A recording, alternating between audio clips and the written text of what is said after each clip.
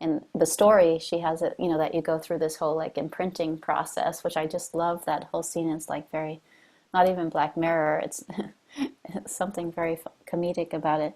But where the character Netta, who actually in an interesting way, she's the continual thread, but she's also becomes like the Sam character, the Sam Conroy character, because she's a detective, right? She's trying to figure out like how this thing works. She's being manipulated, and she sees kind of seams and threads, and she's trying to sort of untangle those. So she becomes almost like that character in many ways.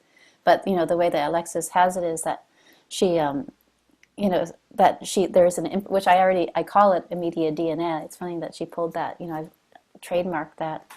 terminology. But the imprinting process, where you actually have to physically go to a place where they kind of get all of your details, and then you subscribe. That's in your profile essentially, which I love.